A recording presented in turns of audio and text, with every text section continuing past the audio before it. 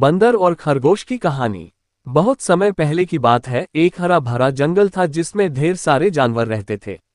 उसी जंगल में एक चालाक बंदर और एक समझदार खरगोश भी रहते थे। बंदर हमेशा अपनी चालाकी का घमंड करता था और सोचता था कि वह सबसे बुद्धिमान है। वह अक्सर दूसरे जानवरों का मजाक उड़ाया करता था। एक दिन बंदर ने खरगोश को चुनौती दी, चलो हम एक दौड़ लगाते हैं, देखते हैं कौन पहले पहाड़ी की चोटी पर पहुंचता है। खरगोश जानता था कि बंदर बहुत तेज है और पेड़ों पर चढ़कर आसानी से आगे निकल सकता है, लेकिन वह भी होशियार था। उसने शांतिपूर्वक कहा, ठीक है, हम दौड़ लगाते हैं।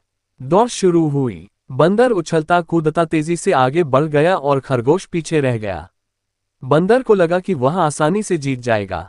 कुछ दूर जाकर बंदर एक पेड़ पर चढ़ गया और सोचा, खरगोश तो बहुत धीमा है, क्यों न थोड़ा आराम कर लिया जाए। इधर खरगोश धीमे धीमे आगे बढ़ता रहा। उसने बंदर को सोते हुए देखा, लेकिन उसे उठाने की कोशिश नहीं की। वह चुपचाप अपने रास्ते पर चलता रहा और धीरे धीरे पहाड़ी की चोटी की ओर बढ़ गया।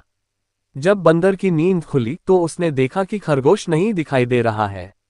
वह घबरा गया और तेजी से दौड़ा, लेकिन जब तक वह पहाड़ी की चोटी पर पहुंचा तब तक खरगोश वहां पहले से ही बैठा मुस्कुरा रहा था। खरगोश ने हंसते हुए कहा, बंदर भाई, हमेशा अपनी चालाकी पर घमंड नहीं करना चाहिए। कभी कभी धैर्य और समझदारी भी जीत दिला सकती है। बंदर को अपनी गलती का एहसास हुआ और उसने खरगोश से माफी मांगी।